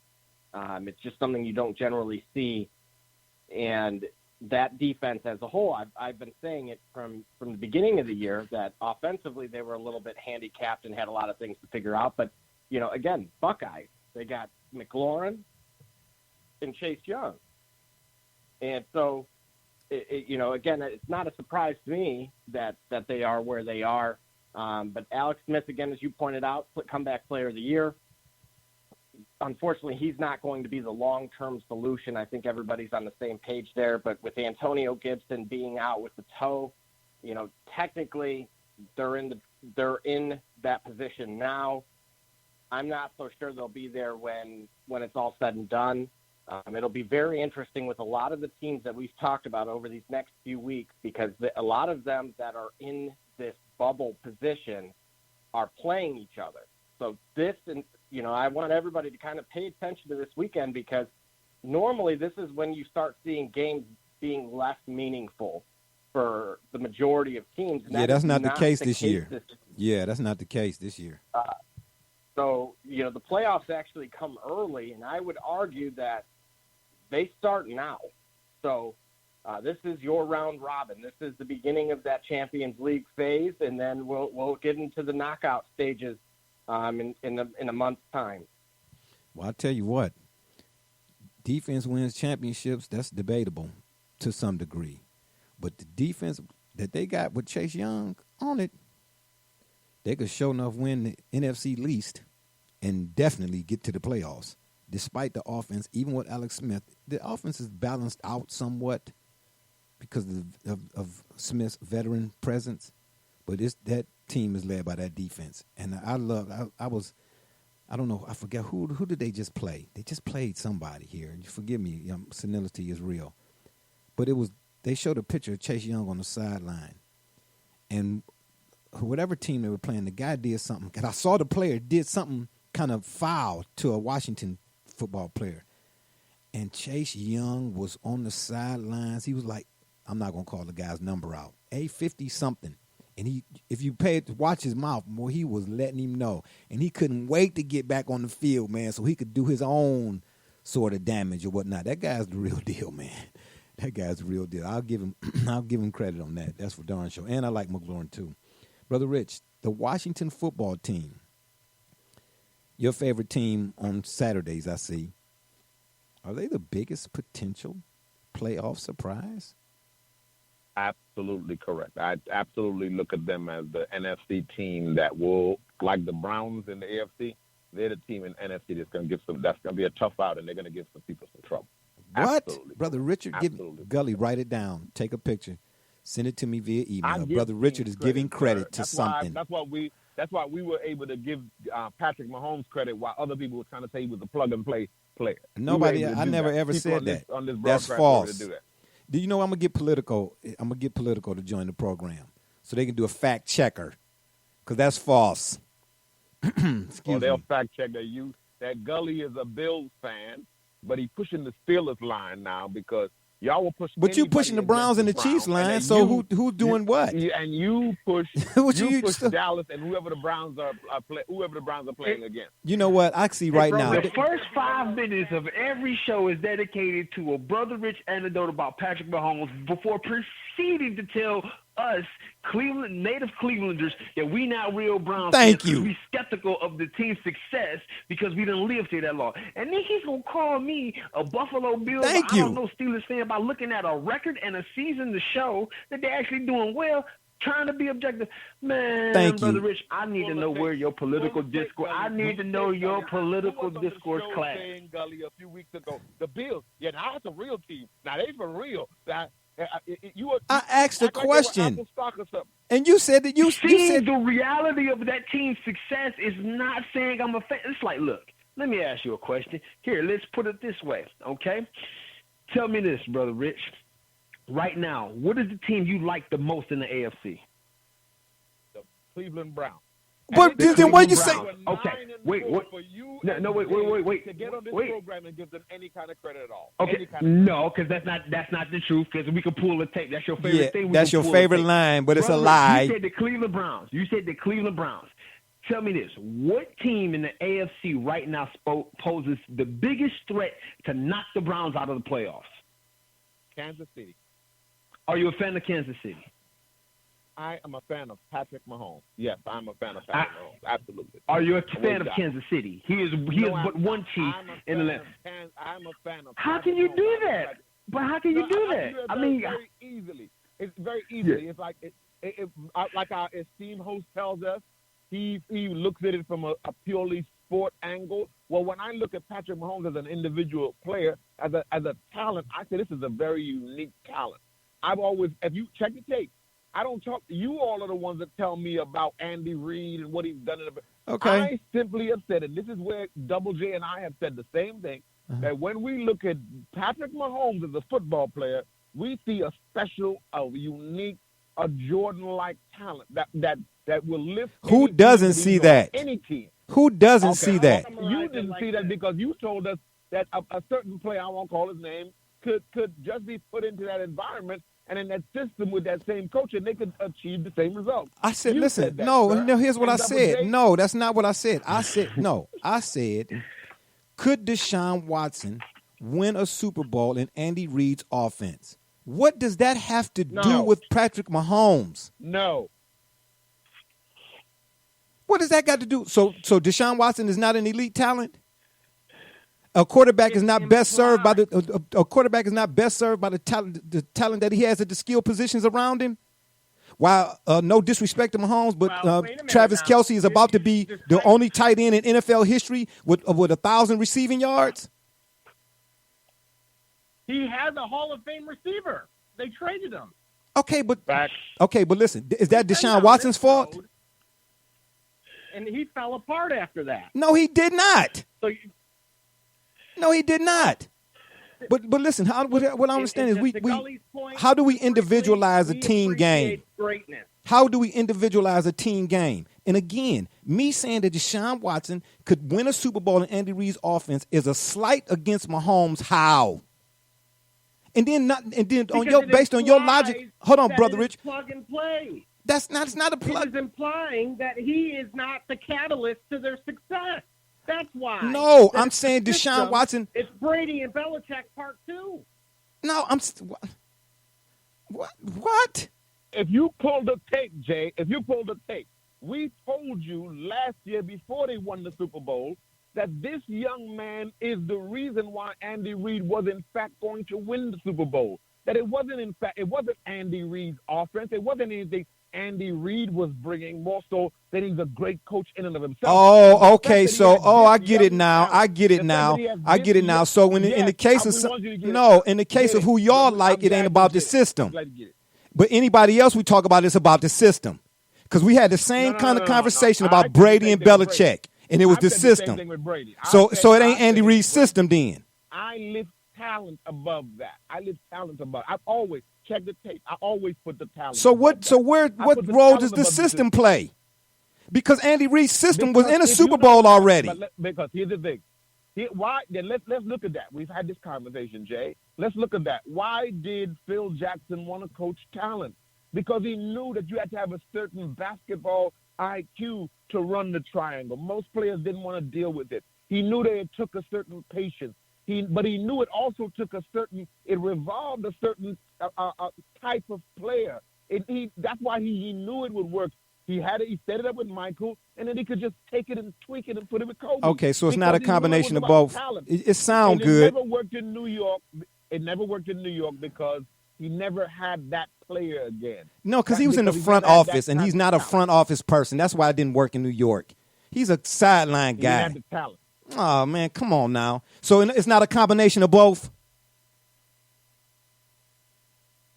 We didn't say nobody's saying. So individual now is. I don't care what the coach draws up on the paper, Jay. And this is the argument over analytics. Because no matter what you tell me, the numbers say, the numbers are taken after I do that. Somebody has to do that first. And when you're doing that, you're not thinking about the numbers. Kobe didn't think analytically. So what role then does Andy Reid's system play in the whole equation? What role does the system play in the equation? The system allows me to perform in the equation. But so Deshaun Watson couldn't perform. Deshaun Watson is not elite enough of a talent to perform in that system. But of course he is. But you asked the question: does he win the Super Bowl with that team? And we both answer, and we'll answer again for probably the 100th time. Check the tape, listeners. The answer is no. Nobody does. Nobody wins that other than Patrick Mahomes last year. Nobody. Correct. Yeah, okay, got you. Series play Nate Dogg, nobody does it better. But again, regardless of nobody does it better, at what point did I ever say the words that Mahomes, like I said, who doesn't know that already? What my comments about Deshaun Watson was not a knock. It's a monstrosity to even say such outlandish things, to make that comparison is tarnishing his legacy. How is that a comparison? I'm not comparing. I didn't say Deshaun Watson was better than Patrick Mahomes. See, you all are overlooking the fact that I'm focusing on the system. You're saying replace you with me in the drop top, and we're still going to get from A to B at the same rate of speed. No. I'm not saying that. We both know that's not the case. Not going to happen. Absolutely not the case. Well, we can't say because it ain't happened. Right, I got you. Okay, so now we're not talking hyperboles or whatnot. Okay, yeah, got you. Since we're being literal. But figuratively speaking, let's say this. I also said nobody could do it to the tune that Mahomes could do it. Mahomes is up here. But you cannot tell me, because what you're saying is then it's the individual and not the team, nor the system. If what Mahomes did for Andy Reid is all Mahomes, then the system is irrelevant. Hey, how many times where's Donovan McNabb on that 5,000-yard passing list? Where was Shaq and Kobe at with Dale Harris? Well, they didn't win anything. Where was Jordan at without the triangle? In terms of, No, because Tex Winter and Jordan himself said it, as did when we talk about Allen Iverson and them guys about, like you all saying, coaching. See, that's what I'm trying to figure out. 1 week is y'all say this, and then the next week that same philosophy or whatnot, that it doesn't apply. So, Jay, what you're telling us by your equation, what you're telling us is this: if Phil Jackson was the coach of the Cleveland Cavaliers, and he ran the triangle with Craig Elo and the Mark Price and the crew y'all had, Brad Daugherty, they would have won the title. They would have beat Jordan and Pippen. Listen. That's what you're telling us. No. What I'm telling you is this. That's what you're. What I'm telling you. Listen. Is that What I'm telling you're you. us? What I'm telling you is this. They already beat the Bulls with Jordan and them that year. No. That's not what we're saying. So you're telling us they would have won the title. Yes. Because they were. Yes, because guess what? So Because you're guess saying it's the system. It's the system of the talent. No. I said it's a combination of both. You're a system. Check the tape. I've been saying it's a combination of both. I ain't never flip flop off of that, which is what they're gonna make an Olympic. They're gonna make an Olympic event for how y'all flip flop. Because that's what I'm gonna do. We're gonna take a break, right about the first of the year and all that. I'm gonna go back through all of the shows. I'm gonna pull all of them, and we're gonna put together a compilation. That's what we're gonna finally do. We're gonna finally pull the tape. Because I've been saying, since we all talking about what we've been saying on here, that it's a combination of both. Because Elway, since we want to go, let's go back a minute, was as great as they are. That 83 quarterback draft class is still probably the greatest draft class. Okay. Let me ask you a question. Okay, good. All right, it's a combination of both. A combination implies two things, right? Combined. What percentage do you give the talent, and what percentage do you give the system? So, again, I'm asking you this question. For the sake of a combination of things, you are telling us, and you're telling all the listeners, that if Phil Jackson had been the coach of the Cleveland Cavaliers and he just implemented the triangle, Mark Price, Brad Daugherty, and the team that he had would have beaten the Chicago Bulls. And I'm telling you, and let me tell you why I'm telling you that. Let me tell you why I'm telling you that. Because number one, Phil would have understood not to let Jordan get the ball. It would have been ball denial. That's number one. Number two, they had beat the Bulls 6 straight times in the regular season. Now, I know the regular season ain't the playoffs or whatnot, but a guy like Phil, because at the end of the day, what did Mike himself say? I'm not making this up. What did Mike say about Phil Jackson and Phil Jackson's system? What did Allen Iverson go back and say, even though he didn't win it all? What did he say about Larry Brown? Jay, but why did all it of not that is work true. on the Knicks then? Thank you. Why didn't who work with the Knicks? Phil Jackson coached for the Knicks. No, Why didn't it work? No, there? when did he coach for the It Knicks? was just a system. When did Phil Jackson coach the Knicks? He was in the front office with the Knicks.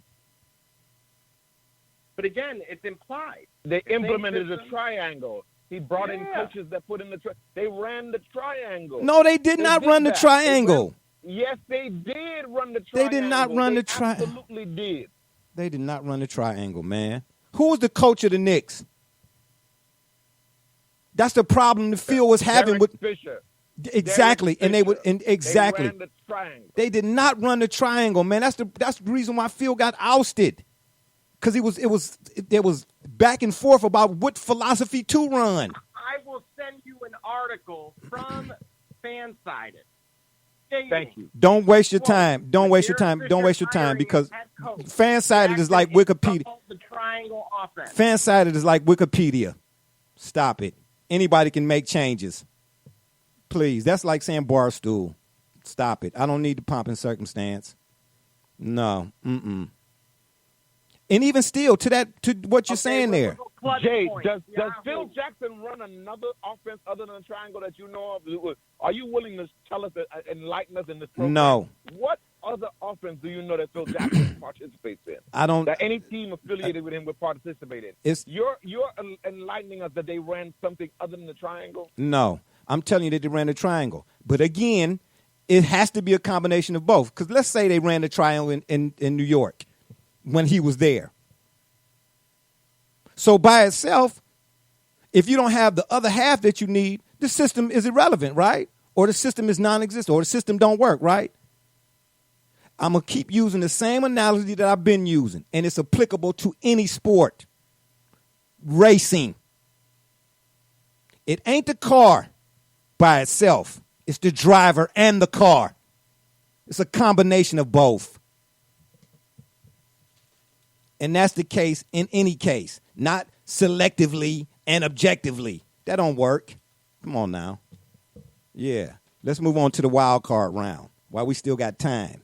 We'll get touched back on this in another day while we do revisit our analytics situation. In the wild card round, at the 5th spot, we got the Seattle Seahawks. Double J. At what point did the wheels for the Seahawks fall off? Well, as soon as it was evident that their defense was atrocious. They had it's Jamal Adams and Jamal Adams. That's it. He probably leads the team in sacks, tackles, just about every statistical category. And it's because you can line him up anywhere. That's great that he has that kind of versatility. But unfortunately, there's a lot of other spots on that team that defensively that just are statues and virtually useless. And so when you rely on Russ, to cook, bake, whatever it is, unfortunately, that's only going to take him so far. And this team, unlike Kansas City with Mahomes, first, Mahomes is a better player, and secondly, the defense is better, hands down. So, again, they could be a team that could be out very quickly, as well as being a same team that could somehow make it to the championship game. Yeah, the Seahawks are falling off big time. In the midst of COVID, in the NFL season, 16 games is by itself. The number is not long, but in NFL season it is. And I think they're just kind of wearing down, to tell you the truth. Because the defense is, we've mentioned it before, it's far removed from that Legion of Boom. And I just don't know right now. And who can trust Pete Carroll to make the right calls should he be in this situation again to have a chance to win it all? I don't trust him. Brother Rich, for whatever reason, we seem to have lost Gully here. We're trying to get him back. But to Brother Rich, the same question. At what point for the Seattle Seahawks did the wheels fall off? When he made that call in the Super Bowl. When you can't trust your coach to win for the team, that affects the culture there. Their culture has been affected. And so we've seen a turn where they've tried to put it on the talented shoulders of Russell Wilson, and he carries them as far as he can. But no doubt about it, when that team started to fall apart in terms of them trusting each other in some of the tight circumstances, based on the calls that the coach would make. Absolutely. And I think that they're still impacted by that to this day. They've made a lot of improvements. They continue to show. But here again, right back to the same conversation we were having. That team only exists because of how talented Russell Wilson is. If he was not there, we wouldn't even know who they were anymore. Yeah. Well, yeah, because they done fell off. Like I said, they done fell off considerably. And I think, like the Saints to some degree, I think their window is closing. And again, we're trying to get my man D. Gully back on the line. For whatever reason, he fell off here. He dropped off. We're trying to get him back. But we'll move on to the Tampa Bay Buccaneers. Good stuff, too, by the way, who are currently sitting at the 6th spot in the wild card. How long, Brother Rich, in your estimation, does Brady and Arians last? There seems to be somewhat of a, I don't know what you would call it, between Brady and Arians. Well, I don't know that continues past this season because I don't know that Tom Brady, at that age and his stage of his career, I don't know that he puts up with that so much longer. And certainly, if he does, it's only because he was seasoned by the old fogey himself, Mr. Saltwater himself, raised him in the league. And so he understands how it is to be respectful to a coach. But I think having left that situation that had become a problem for him in New England, I don't think he wants to put himself in a situation like that on his way out the NFL doors. So I don't know that lasts much longer. It depends on his relationship with management, ownership, which I'm sure is good. He wouldn't go there unless he has some kind of understanding prior to going there. And we know that it's usually they'll get rid of the coach before the player. So I see let's see how they turn out. But I can see him making a call that he won't come back unless they make a change there. Yeah, well, some people have been giving Arians thumbs up for calling out the star. Matter of fact, they've been saying that's Greg Popovich like. He don't have a problem calling out his stars, but I don't know. Is Tom Brady in a different echelon, Double J, so to speak? And how long does the Brady-Arians relationship last? And Well, I think that last part there is the key to this. If I were to actually question you and get your take, who would you get rid of first if you're in the front office? Ooh-wee. If it came down to it. Arians or Brady? And Good you have question. to make the choice. Who are you choosing and why? Shucks, I don't know. Brady's the kind of, I like Arians. I don't know. That's a good question. I couldn't even answer that right now. I'd have to give that some thought, to be honest with you. Because I'm sitting here. The reason why I ask that, because it is not only thought-provoking and likely realistic, because the same question is going to be asked if this doesn't work, meaning it does not lead to a Super Bowl berth. Well, and likely that kettle, unintended, is going to run its own. And is someone going to be responsible in the history books for releasing the GOAT? Or are they going to fire the coach? Oh, wow. Because right now it really does feel like they are trying to jam a circle into a square peg. Oh, wow. Yeah. Well, that's a good one. And so the defense is stellar. The weapons could not be better. It is almost like Christmas morning with the plethora in joystick general manager type of depth that they have at receiver. But ultimately, the same way that we can question oftentimes, and publicly it's been questioned with Aaron Rodgers and his head coach with trust in making the right decisions and calling the plays, it is beginning to feel like the same narrative with Brady being forced into these longer developing plays that result in deep shots that he is either by mentally or physically unwilling or incapable of doing at the rate that is being requested of him. And I believe that is ultimately what damns them and this relationship. So it's a one-hit wonder. It's basically what you're driving at.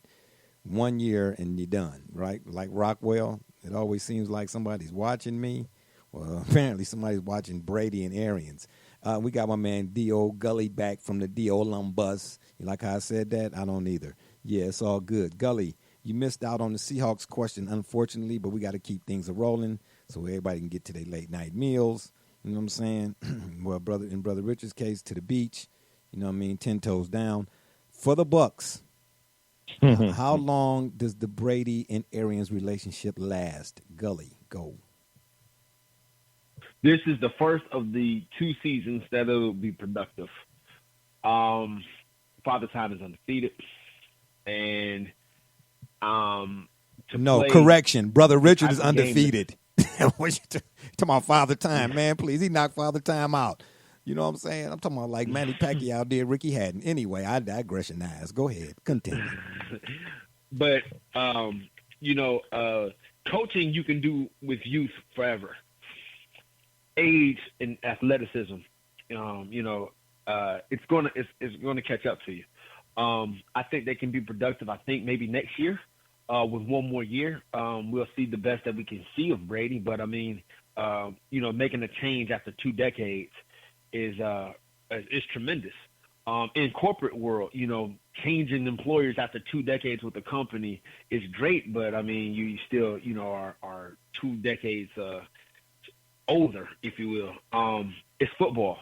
It's not even basketball where you might be able to be productive in a limited capacity. I just think that it's too late for Brady to have the type of success that we would otherwise see had he had done this even 5 seasons ago or 3 seasons ago. We're getting the best we're going to get out of it. Yeah, and I've heard people say that as well. Getting the best you're going to get out of it. So get your cameras out now because you won't be seeing this for too much longer. And I say that, they say Brady's career is about done. Matter of fact, some people said this is it for him. If whatever happens or don't happen here in Tampa Bay, they think he's about done. And I guess we've seen a few examples of that.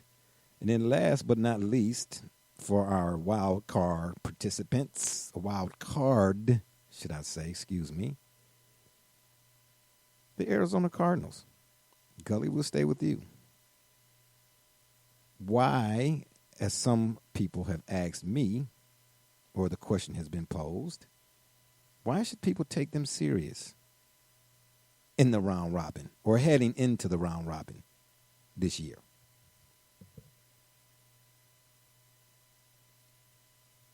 Well, look at their record first of all.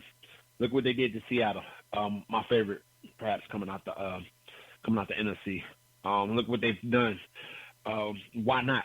I don't know what it is about that team that would give you pause, or I would say they're not to be overrated. They shouldn't be They shouldn't be considered overrated. They shouldn't be considered a paper champion or anything of the like. They should be taken seriously because of how well they performed throughout this season. When we get to the postseason, when we see, DeAndre Hopkins potentially in the best position he has for success in his entire career, let's see how that flourishes. I think that they should be taken seriously, and I like them to be disruptive. Yeah, I think they are I don't know, like Herm would say, one of them teams that make you go, I don't know if you can overlook them. Nobody's really looking at them. Of course, the Packers and the Saints and, all the other teams, they get first mention. And the Cardinals are like pulling up the rear, so to speak. But offensively, I can't think of the running back's name that they have. He's pretty good. But you still got Fitzgerald and, like we mentioned, Hopkins over there. And that's enough to surprise anybody, I think. But the defense, too, there's some question marks there. But I've seen them play up to par this season and below par. So we had to wait and see what we get from the Cardinals defense. But, yeah, I wouldn't change the channel on them. That's for darn sure. Brother Rich, the Arizona Cardinals, as the question has been posed to me, in which, of course, again, I bring it to you all. Why? Dangerous team, not ready yet. Dangerous team. Okay. I wouldn't want to be the team going up against them, but just not ready yet. That's one of those teams that's going to be a team to keep an eye on, a talented team. If they stay healthy, they're going to be – there's some special things happening in the desert. But whether or not they're ready this year, no, they're not. I don't see them not quite this year. But I wouldn't want to be facing them. Yeah. I wouldn't want to be playing against that. Yeah, that's a pretty good way to put that. Double J, last but not least, for the Arizona Cardinals, why should we take them seriously? Heading into the round robin, of course. They have, here's the issue is that Kyler Murray, we'll find out likely in the off season, whenever that is, the severity of the injury with the shoulder. As someone that has him on my fantasy team, has been very grateful and very high on his potential all season long. Check the tape. He, in these last 3 weeks, hasn't entirely been himself. And they will go as far as he will take them.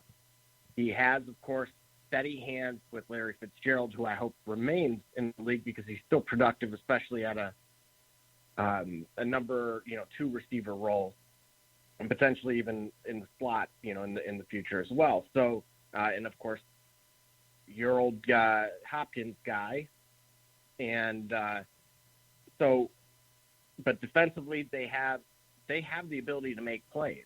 They have some playmakers on the defense. They can disrupt and throw off anybody's little playoff bracket that they throw out there if he is healthy. That is the key takeaway to this. If Kyler Murray is healthy, they are not going to be an easy out for any of the teams on the NFC.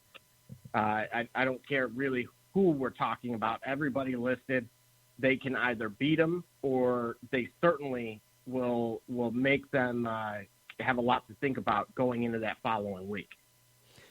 Yeah, you know what? On the NFC side, in the entire playoffs, I know the Packers are sitting at the top right now, but when I look back over the potential, for the teams right now sitting in the 7 spots, if you would, I'm not sure.